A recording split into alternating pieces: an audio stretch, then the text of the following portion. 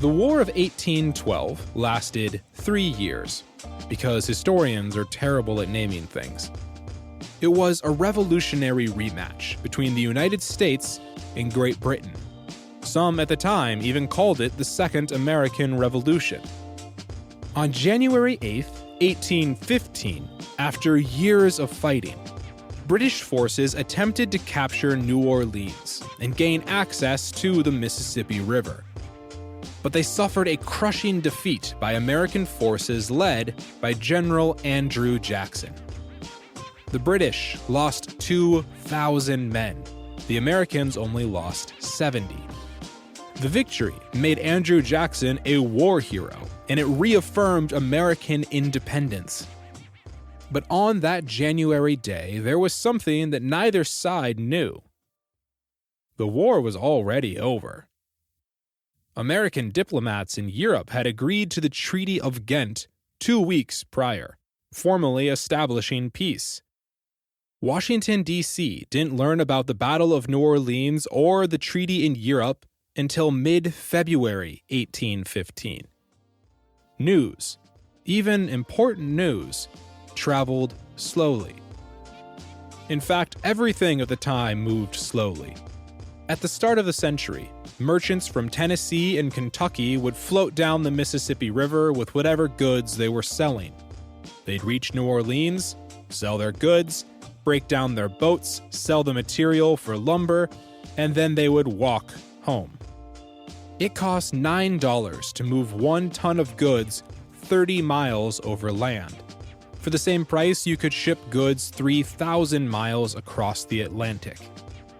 America was a poorly connected nation. But during the decades after the War of 1812, Americans built a network of roads, railroads, and canals which knit the nation together and fostered twin revolutions in transportation and communication. Far from just improving travel time or keeping people up to date on the latest political scandals, the twin revolutions sent ripples through every aspect of life in America. It was not a simple chain reaction, it was a web of interconnected movements. The ability to transport goods more easily changed the economy. The new economy altered family life and gender roles. Preachers traveled the newly built roads, stoking a massive religious revival. And in the midst of a rapidly changing and seemingly unstable world, some Americans sought comfort in new religious communities and weird sexual communes. The early 1800s were a wild time. Let's dig in.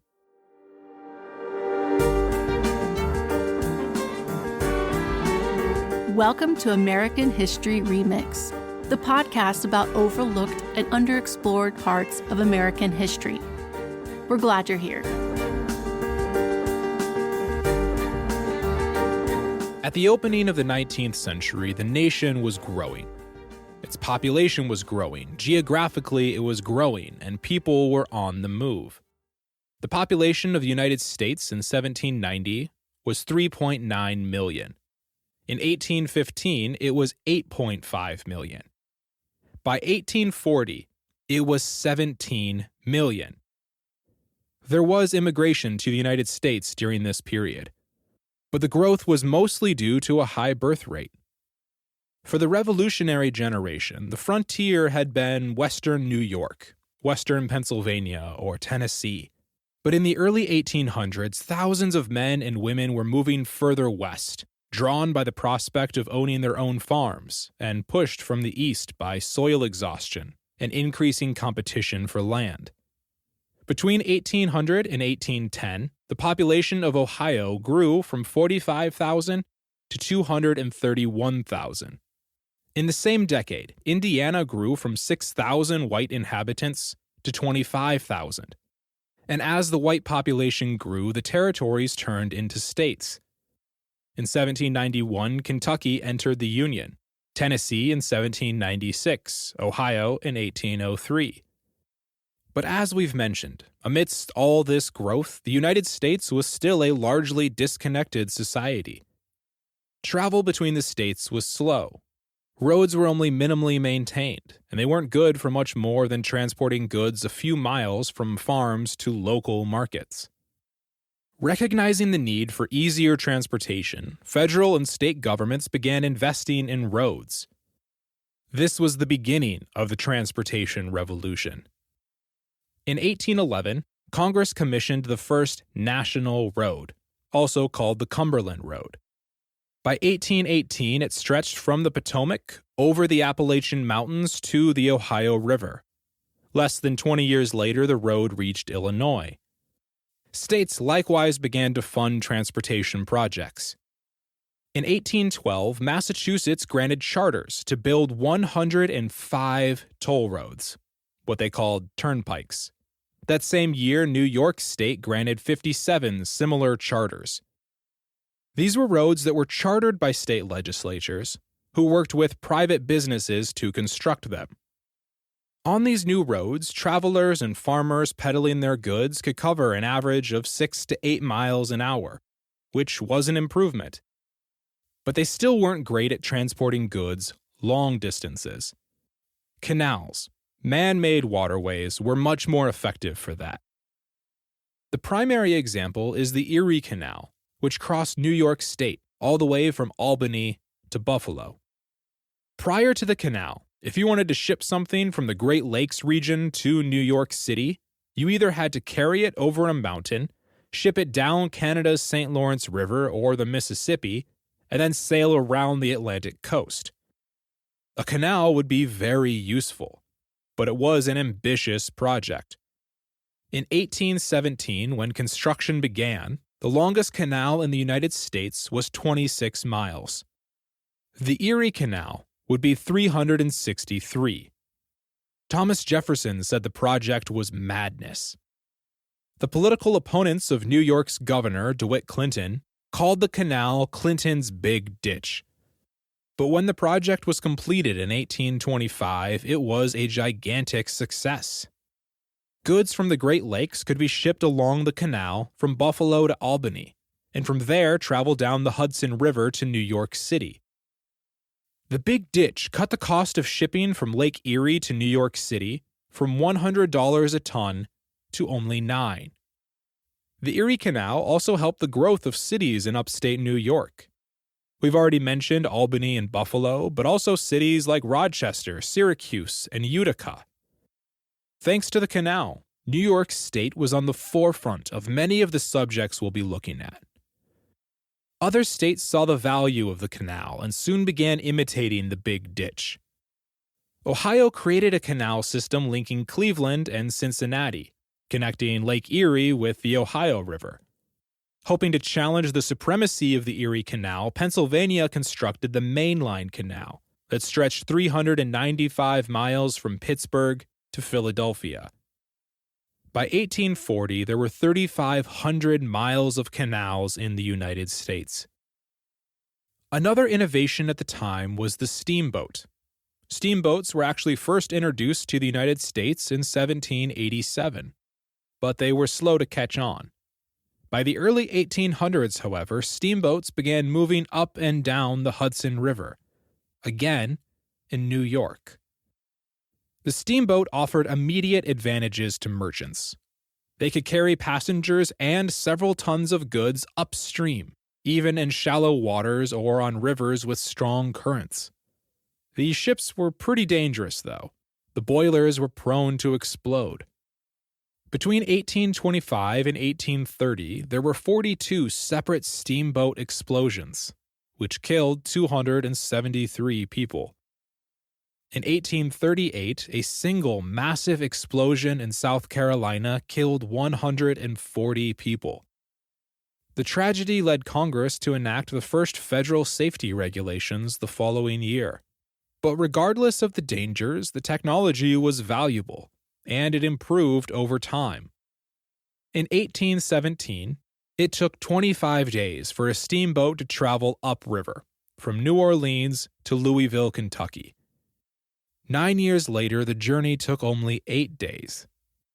Finally, railroads capped off the transportation revolution. The first railroads in the United States were built in the 1820s. They weren't yet traveled by locomotives or made to carry people. No, the first railroads were used for things like moving granite a few miles from a mine to a shipyard, and the carts were pulled by horses.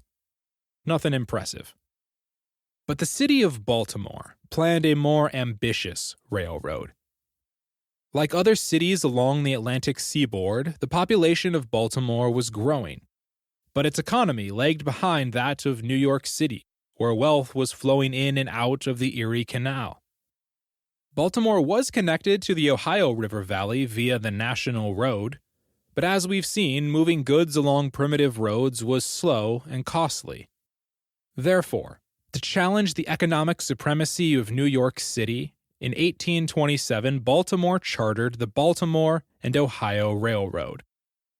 The vision for the railroad was to, as the name suggests, connect Baltimore with the Ohio River Valley. The railroad would cross the Allegheny Mountains pulled by horse. The line opened in 1830 and at first traveled a whopping 13 miles. Over the following decades, they expanded the line further and further. But that's not really what's important. The Baltimore and Ohio Railroad, or the B&O Railroad, was the nation's first common carrier. That means it could carry goods and people who could buy tickets for departures scheduled ahead of time. Opening the railroads to the public ushered in a new era in national travel. We take this for granted today, but someone had to invent travel schedules. But there's more. A few years earlier, in 1825, England introduced the first steam-powered locomotive. When the B&O line opened in 1830, it quickly copied England's technology and created the first steam engine line in the United States. No more horses. Other cities soon imitated the railroad. By 1840, there were 3,200 miles of railroad in the nation, twice the amount in all of Europe. In 1806, the journey from Lexington, Kentucky to Washington, D.C. took 3 weeks.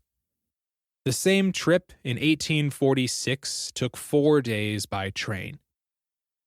Driven by a desire to unite the nation and to make a profit, both private and government investors transformed the way Americans moved about their country. In just one generation, the country went from being a group of poorly connected states to an interconnected nation in which people and goods could travel easily. Coinciding with the revolution in transportation was the twin revolution in communication. In 1825, a new printing press was imported to the United States that was capable of printing 2,000 pages in an hour. The press was steam-powered, just like all those boats that exploded. I am unaware of any printing presses blowing up, but if you are, please drop us a message. We'd love to hear about it. Anyway, this meant that printers could produce more reading materials for the public. Much of the reading material was religious, Bibles, hymnals, and books about theology. But it was by no means limited to that subject. In cities like Philadelphia, New York, and Boston, there was a growing book publishing industry, which allowed professional authors in the United States to make a living for the first time. Magazines sprung up, covering special interests. Newspapers were already distributed widely, but the low cost of publishing caused the industry to explode. Again, figuratively, unless you have information we don't. For example, in New York City, in 1832, there was, cumulatively, over 18,000 newspapers circulating daily. Just 4 years later, there were over 60,000 papers printed in the city every day. Political newspapers were among the primary publications, and they helped drive the growth of popular democracy. They printed congressional speeches and letters from congressmen to their constituents, and frontier papers kept people informed about the goings-on in Washington. The network of roads, canals, and railroads helped publications reach a wider audience. Also enabling the circulation of reading materials was the growing postal service. The number of post offices in the United States more than doubled, from 3,000 in 1815 to 8,000 in 1830. Delivering mail was the largest peacetime function of the federal government, and publications, not personal letters, were the most widely distributed material in the postal system. The transportation revolution meant that people and goods could move more easily. The communication revolution meant that information and ideas could spread throughout the country. By the 1840s, the twin revolutions knit the nation together, and in the process, they transformed nearly every aspect of American life.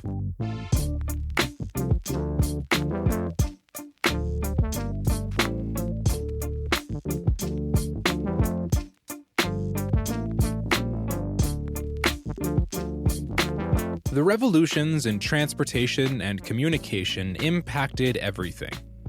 But first and foremost, they changed the economy. Historians call this change the market revolution. There were lots of revolutions at the time. At the opening of the 19th century, most families in the Republic practiced subsistence farming, meaning they'd grow food for themselves. It was mixed agriculture. A family might grow wheat and vegetables and raise draft animals or hens. If they produced a surplus, that would be sold or traded at a local market. Families likewise produced goods and tools at home. What they could not produce for themselves, they would acquire from a market or by trading with their neighbors. But these were local, relatively isolated markets that often bartered instead of using cash. Coastal cities were more engaged with Atlantic trade during the 1700s, but most of the nation did not have easy access to the Atlantic. The culture as a whole placed a strong value on self-sufficiency, independence, and not being reliant on others. And that included not being reliant on someone else for their wages. But this system of economic and material independence was replaced by what we call a market economy. Capitalism. It was America's textile industry, cloth making, that led the way in the market revolution. So we'll use them as an example. The transformation began during the War of 1812, when a company called Boston Associates acquired the technology for large water-powered looms, which used a water wheel to harness a river's current to power machinery, which could then weave thread into cloth. Boston Associates actually stole the technology from England, but that's another story. Anyway, in 1814, they opened a factory in Waltham, Massachusetts, and the venture was a financial success. It was the first factory in the nation that could facilitate all the steps of cloth production, from raw material to finished product, in one location. Water-powered machinery was simply more effective than women weaving cloth in their homes. The technology allowed them to produce more cloth faster, and the growing transportation network allowed the company to sell their product throughout the nation. Boston Associates built several more water-powered mills along the rivers of New England, and in 1821 they built a factory town called Lowell, Massachusetts. The town was literally built to produce textiles. At its height, it had over 1,000 employees, including over 300 young women who lived and worked in Lowell, weaving on the large looms. By 1836, 8 different companies built similar mills near Pawtucket Falls, Massachusetts. The textile industry was at the forefront of the new economy. But other industries, such as paper production and shoemaking, proceeded along the same lines over the following decades. They opened factories with large numbers of employees who used water or sometimes steam-powered machines to mass-produce products that could be transported and sold throughout the country. It was not immediate, but as the market revolution progressed, men and women were drawn into the workforce, away from the family farm. Visitors from Europe noted how Americans were always on the move. They moved from town to town, they changed their careers, or if they stayed in agriculture, they settled new farms on the frontier. Americans, they observed, were restless, mobile, competitive, driven to make their way and earn money. In the new market economy, there were simply more kinds of work available than there had been before. And it wasn't just factory work. The improvements in transportation and communication required a more complex economy. Steamboats needed captains, trains needed conductors, and someone had to dig all those canals.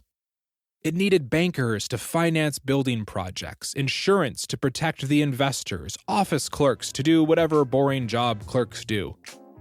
Transportation also allowed for goods and food to be moved more broadly, contributing to urban growth. So rather than isolated communities, the nation developed an interconnected and mixed economy.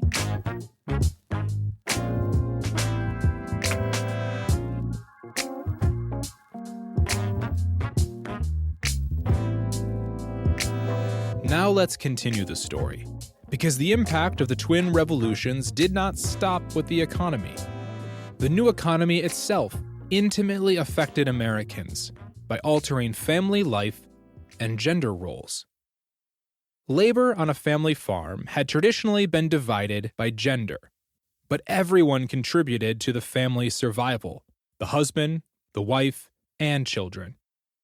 Men worked the fields or tended pack animals. Women tended gardens, produced homemade goods to use or barter with, and stored food preserves so the family wouldn't starve during winter. If a woman didn't work, the family died. In fact, the English word husband used to mean farmer in the pre-modern era. But it is nearly impossible for a single man to run a farm. He needed help, a wife, a family. Thus, over time, the word husband came to mean a married man. That's how important a woman's work was. Both parents were, likewise, responsible for raising children. After infancy, when a child was no longer dependent on the mother for sustenance, parenting was mainly divided by gender. Sons would work with their fathers in the fields, daughters would sew, cook, and tend gardens with their mothers. But the market economy disrupted the older way of life. As manufacturing plants spread across the nation, but especially in the Northeast where this process began, wage labor slowly began to replace the barter system. The economy drew men out of the home and off the family farm to work for employers for set hours in return for wages. For those men who participated, the process changed how they understood work, their homes, and themselves. They came to view wage labor as the whole of the economy, and earning wages became integral to their conception of masculinity. Men in the market economy insisted employers pay them family wages. That is, enough to support a whole family. And here was born the idea of a male breadwinner. You see, there was a growing distinction in the minds of the American public between home and work. The outside world was competitive. Men competed for employment, companies competed for revenue, cities competed for trade. It's not that men had never felt the effects of competition before. England, Spain, and France had all competed for control of North America, after all. What is war, if not violent competition? But in a capitalist economy, Americans felt competition more personally than they had before. Rather than growing their own food and making their own goods and trading with their neighbors, they competed with their neighbors for jobs and wages. In that environment, Americans came to view the home as a haven from the outside world, and women were the keepers of the household. Contemporary writers use the language of quote-unquote separate spheres of influence to distinguish the proper place for men and women. In this context, public life was a man's realm, while private life was a woman's appropriate sphere. A woman's proper place, so conceived, was at home, by the fireside.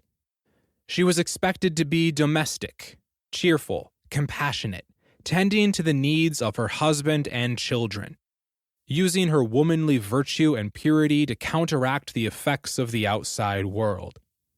And because of the communication revolution, women's literature flooded the market. One author wrote, quote, "The domestic fireside is the great guardian of society against the excesses of human passion." There were books like The Young Lady's Oasis and The Frugal Housewife and The Lady's New Book of Cookery, magazines such as The Lady's Token and The Lady's Companion, essays like Rules for Conjugal and Domestic Happiness, The Wife, Source of Comfort and Spring of Joy, and my favorite title, Woman, A Being to Come Home to. In these books and magazines and essays, authors instructed women to occupy themselves, quote, only with domestic affairs. They should be submissive and kind, to have, quote, no arms but gentleness. Others offered specific instructions on how women could efficiently run their households and tend to the practical needs of their husbands. Just as wage labor changed the way men conceived of their manhood, the market economy altered how women understood their work. Prior, in their diaries, women simply called their labor work. Afterwards, they began calling it housework. Labor, which they once recognized as helping the family survive, now needed a qualifier. Real work meant laboring outside of the home and contributing to the national economy. The division between public and private spheres also helps explain why, even though voting rights at the time were expanding to nearly universal suffrage for white men, they did not expand to include women. Because a woman, in this worldview, did not need to vote. She could use her womanly virtue to influence her husband and her sons. She could simply care for her family, instill the men with morality, and they would vote. One author at the time wrote this explicitly.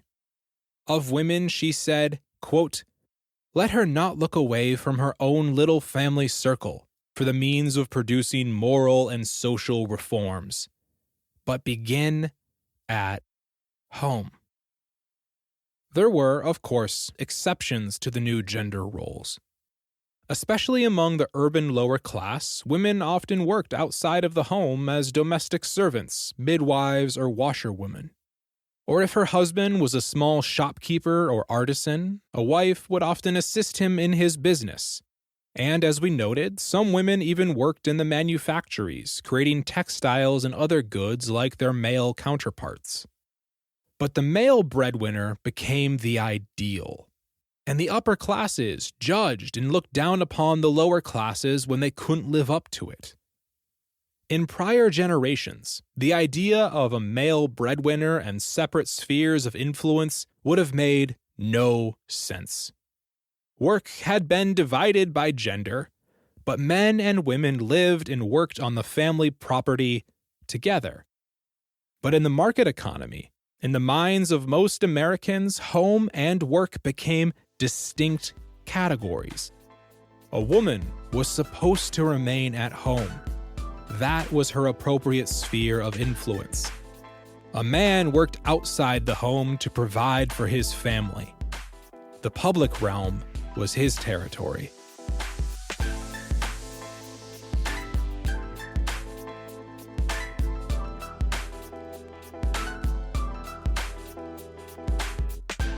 At the same time that the economy and family life were changing, religious revivals rocked the nation. For a little background, in the 1740s there was a religious revival in the colonies called the Great Awakening. Following the revival came the Revolutionary Era, which was a time of general disinterest in religion. Religious language and ideas and values were still around, but overall church membership declined significantly. Then came the Second Great Awakening, an even more powerful revival than the first, where evangelical Christianity spread across the nation like wildfire. We can see its roots in the 1790s, when churches in the nation began to grow again.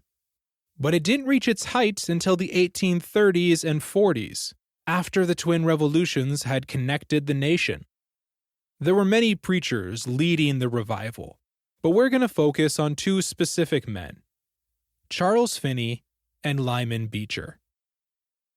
Finney was a lawyer turned traveling preacher. He began his career preaching in the cities along the Erie Canal. As his career grew, he traveled widely. He would set up camp in a city and preach every night, sometimes for up to a week. Breaking with tradition, his preaching style was informal, easy to follow, and emotional. Unlike the Puritans, who taught that personal salvation rested solely upon the will of God, he taught that men and women could choose to follow God. In so doing, he tapped into the democratic impulses of the American people.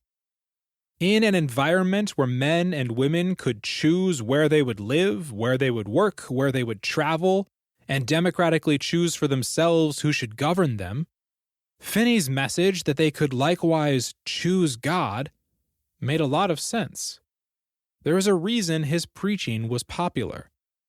And if you've listened to our episode on Puritanism, you'll know what a departure this was.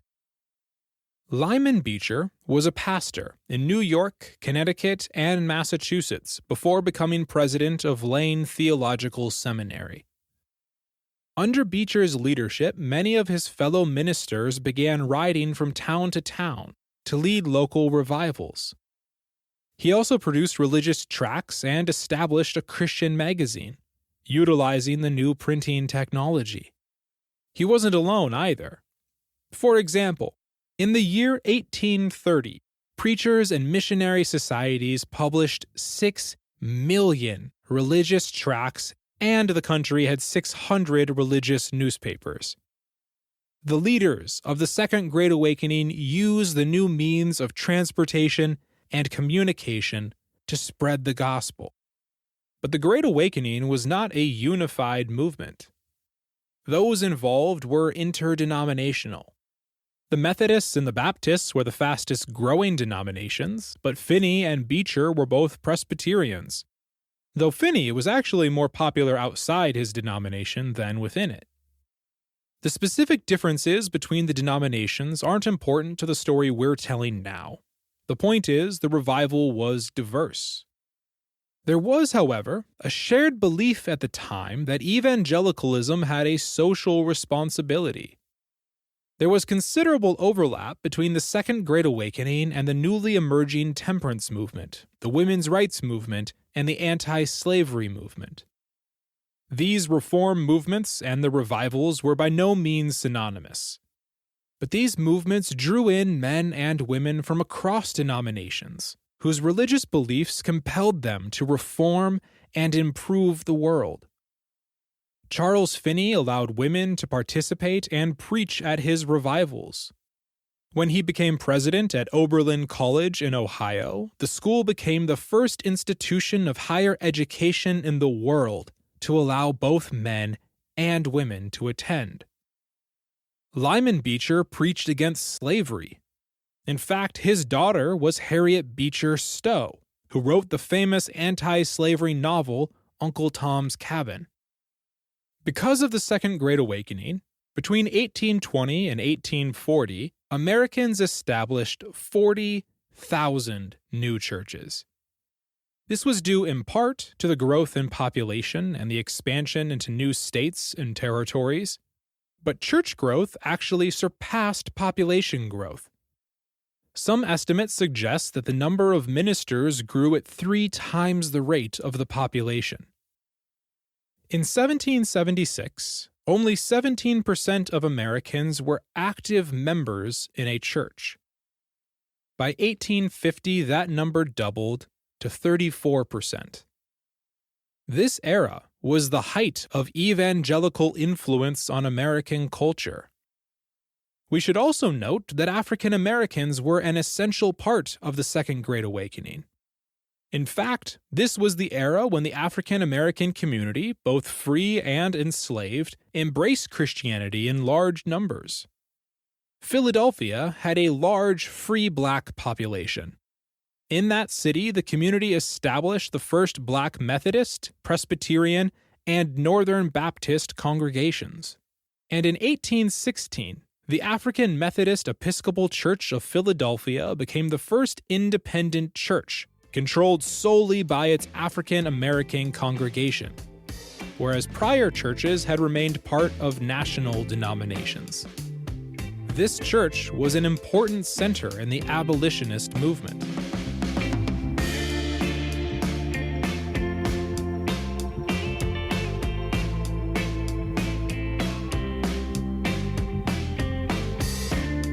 Evangelical religion, however, was not the only faith in the nation.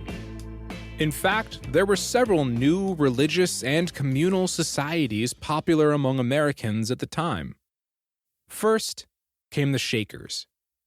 This religious movement originated in England in the mid-1700s, but the group immigrated to the colonies on the eve of the American Revolution, under the leadership of Mother Ann Lee.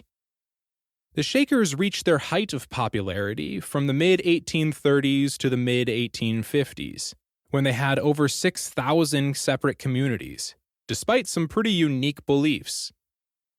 Radical for the time, Lee and her followers believed that women, as well as men, could be religious leaders. Their emotional, dramatic, and physical worship services bewildered outside observers. They literally shook for God, which is why others called them Shakers. They also lived communally, rather than as separate families. And most radical of all, they taught that sex was the root of all evil and had been the original sin in the Garden of Eden. All members, therefore, married and unmarried, were expected to live in celibacy. So why were they popular? Some historians argue that communal and celibate life had a general appeal in antebellum society because people were reacting to the new labor and sexual expectations. The market revolution had disrupted traditional family life, and by doing so, it had opened the door to new conceptions of gender, work, family, and sex. Let's look at another example: Mormonism. Joseph Smith was the prophet and first president of the Mormon Church, which he founded in 1830. Smith grew up in western New York, a region so prone to religious revivals it was called the Burned-Over District, because of how many times it caught fire for the Holy Spirit. The region was also on the forefront of the market revolution, thanks to the Erie Canal. Smith and his early followers directly felt the changes in religious, social, economic, and family life. And in 1843, he formally introduced to his church the practice of polygamy, where a man takes multiple wives. But unlike Mother Ann Lee, Smith still believed that women should be subservient to their husbands, and he did not allow them a place in church government. Let's add a third example. John Humphrey Noyes, like Joseph Smith, was from upstate New York. Noyes became a Christian during the Second Great Awakening and briefly studied at the Andover and Yale theological seminaries in the early 1830s. However, he came to doubt Christian orthodoxy and proposed some innovative beliefs regarding property, sex, and marriage. He drew followers to himself and established the Oneida community in New York in 1848. Members of the community held all property in common. No one owned anything as an individual. They did the same with their spouses. Every man was husband to every woman wife to every man. They called this practice complex marriage, and Noyes even used terms like free love. It sounds like the 1960s, right? but we're talking about the 1840s. Now, not all of the new communities were religious. Some simply favored communal living and the redistribution of wealth without religious affiliation. Robert Owen was an English manufacturer. He came to the U.S. and founded New Harmony, Indiana in 1825. The members of Owen's community, called Owenites, worked together and held all property together. Owen envisioned the community as a utopian society that would be a model to the world, a cure to the cutthroat individualism and competitiveness of the market economy. It didn't work out. New Harmony lasted only 2 years. But they inspired 18 similar utopian communities. Separate from the Owenites were the Brisbane communities, founded by Albert Brisbane in the 1840s. Drawing ideas from French social theory, the Brisbane communities were carefully planned. Everyone would work, but each member's labor was matched to their specific skills. Each member would be an equal owner of the community and would get a share of its profits. Even the architecture, which had large common spaces, was designed to facilitate communal life rather than individualism. At their height, there were 28 Brisbane communities in the United States. So what do we make of all these new religions and alternative communities? Collectively, they display the various ways men and women reacted to a rapidly changing and seemingly unstable world. Social and geographic mobility disrupted communities, so Americans began to experiment with new ways to organize society. Communal life was an antidote to the individualistic market economy. The disruption to family life caused some to reconsider what gender and sex and marriage could look like. But we need to be careful here, because it's a mistake to think that people only turn to religion when their life is in crisis or the world is changing around them. That's too simple. After all, evangelicalism was one of the driving forces in social change. Ministers championed the progress and growth of the nation. Evangelical fervor energized the reform movements. And as we've talked about in a prior episode, the synthesis of evangelicalism, classical republicanism, and common sense philosophy empowered the common man and fostered democracy in the young nation. So through the twin revolutions, religion and American society influenced each other. So there you go. The revolutions in transportation and communication affected the economy, family life, gender roles, and religion. They were a far-reaching and powerful force. I had a teacher who once told me that history is largely the story of unintended consequences. I think there's truth to that. When they built the Erie Canal, they didn't know they would destabilize family life.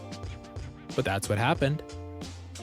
For those who experienced it, the rapidly changing society was thrilling and unsettling, offering new opportunities and disrupting long-standing social norms. But there was no escaping it. And you know what's crazy? We're not even done yet. There's a second part to this episode. We'll look at the twin revolutions in transportation and communication and consider how they affected slavery, education, popular culture, politics, and Native Americans. Because truly, nothing in American society was untouched by this process. Thanks for listening.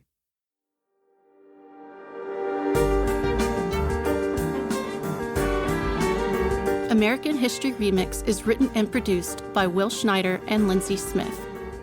Special thanks to our friend Chelsea Gibson for reviewing an early draft of this episode. We truly appreciate her many insightful contributions, questions, and corrections. Of course, any inaccuracies remain our responsibility, but we appreciate Chelsea's generous input. For the latest updates, be sure to follow us on Instagram and Twitter. check out our website for episode transcripts, recommended reading, and resources for teachers. That's AmericanHistoryRemix.com.